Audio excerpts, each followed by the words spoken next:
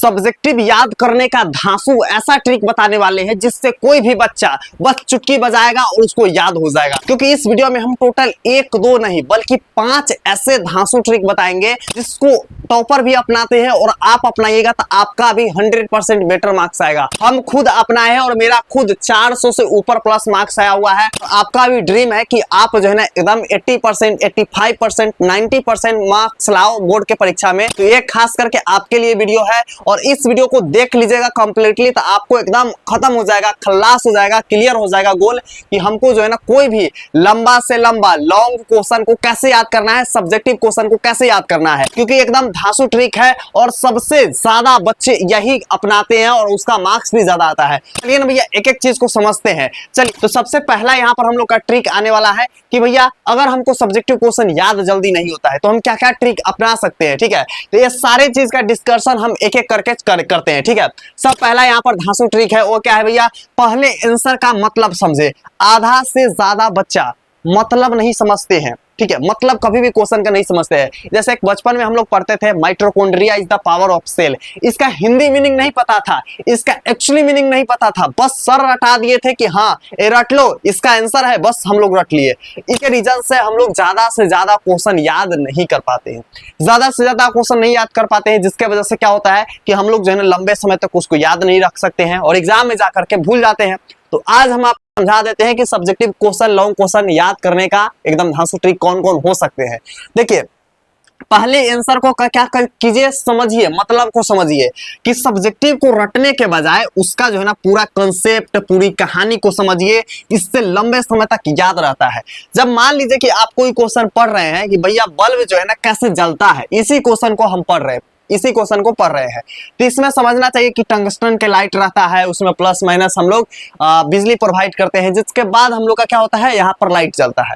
तो ये हुआ ना, एक कंसेप्ट हुआ ना, लेकिन बच्चे नहीं समझते हो, डायरेक्टली वो रटते रटते रटते रटते चले जाते हैं, जिसका वजह से वो भूल जाते हैं। तो इससे पहले आप जो है ना क्या कीजिए, क्वेश्चन का आप जो है ना मीनिंग समझिए कि मतलब क्या है, दूसरा चीज कंसेप्ट क्या है, ये दोनों चीज को समझिए और इसी तरीके से याद कीजिएगा तो आपको लंबे समय तक याद हो जाएगा। और ये तो पहले झांकी है, एकदम टीजर है, टेलर है, अभी और 4 को एकदम ट्रिक बाकी है। चलिए एक एक चीज को समझते हैं। यहाँ पर हम लोग का दूसरा ट्रिक आएगा। दूसरा ट्रिक बताने से पहले बता रहे हैं, जो बच्चे अभी तक एग्जाम एक्स को सब्सक्राइब नहीं किए हैं फटाक से कर लीजिए, क्योंकि नंबर 1 10th क्लास के लिए ये है यूट्यूब चैनल जिसपे आपको A to Z टिप्स और ट्रिक बताए जाते हैं। अगर जो बच्चे इसको अपनाते हैं उसका 100% बेटर मार्क्स आएगा। तो यहाँ पर क्या है, हेडिंग और कीवर्ड बनाइए।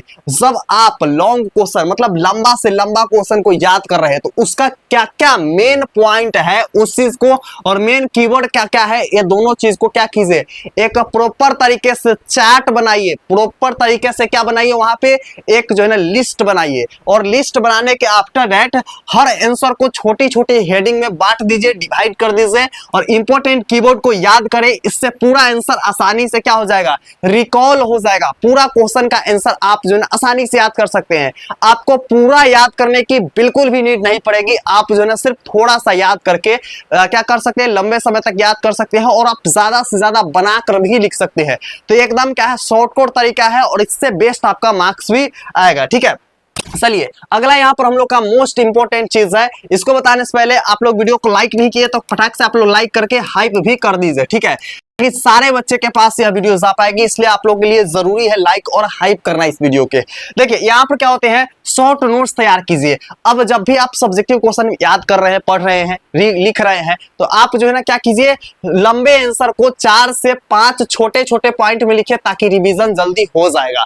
आप अगर कहानी की तरह पढ़ते हैं तो आपको बिल्कुल भी लंबे समय तक याद नहीं रहेगा, आपको दिक्कत होगा। इसलिए हम बार बार बताते हैं, आपको क्या बताते हैं भैया, कि आप जो है ना लॉन्ग क्वेश्चन को, लॉन्ग आंसर को छोटे छोटे पार्ट में डिवाइड कर दीजिए, जिसको क्या होगा आपको कि लंबा समय तक याद रहेगा और जल्दी रिवीजन करने में बहुत ज्यादा क्या करेगा, हेल्प करेगा आपका। ठीक है, चलिए नेक्स्ट हम लोग यहाँ पर पॉइंट आएंगे। अगला पॉइंट क्या है, बार बार रिवीजन कीजिए, यानी कि 1 दिन बाद, 3 दिन बाद और 1 हफ्ते बाद दोहराने से आंसर दिमाग में पक्का हो जाता है। आप जो है ना उसको वीकली रिवीजन कीजिए। ठीक है, पर डे के अकॉर्डिंग तो नहीं कर सकते, लेकिन 24 घंटा के बाद कीजिए और 1-2 घंटा के बाद रिवीजन कीजिए, याद करने के जस्ट बाद। इस तरीके से आप याद करते हैं ना तो आपके दिमाग में फिट हो जाएगा, प्रॉपर तरीके से लॉन्ग टर्म के लिए आपके दिमाग में रिकॉल रिकॉल रहेगा, याद रहेगा और आप जो है एग्जाम में प्रॉपर तरीका से लिख दीजिएगा, एकदम बेस्ट अपना दे करके आइएगा। कुछ यहाँ पर और धांसू ट्रिक एक और है, ठीक है। ओ भैया क्या है, एकदम सीक्रेट ट्रिक है, एकदम सीक्रेट, एकदम धांसू वाला, इसको ध्यान से समझिएगा।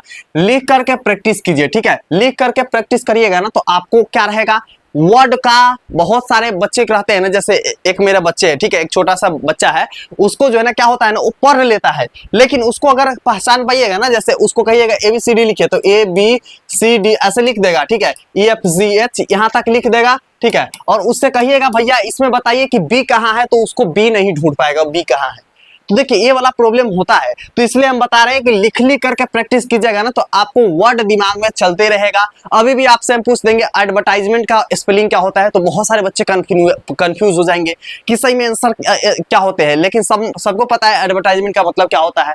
तो इसलिए हम बोल रहे हैं कि लिख करके जितना प्रैक्टिस कीजिएगा ना आपके लिए बेहतर रहेगा, आपके लिए हेल्पफुल रहेगा, ताकि एग्जाम में आप जो ना फास्ट और सही स्पेलिंग के साथ लिख पाइएगा, ठीक है। तो यहाँ पर बिना देखे आंसर लिखने की आदत डालिए, इससे एग्जाम में स्पीड और मेमोरीज दोनों बढ़ती है। तो कुछ यहाँ पर टिप्स मैंने बताया जो कि मोस्ट इंपोर्टेंट है। वैसे बच्चे जिनको ऑब्जेक्टिव याद करने में भी दिक्कत आ रहा है वो लोग लिख दीजिएगा कमेंट में ऑब्जेक्टिव, OBJICT ऑब्जेक्टिव।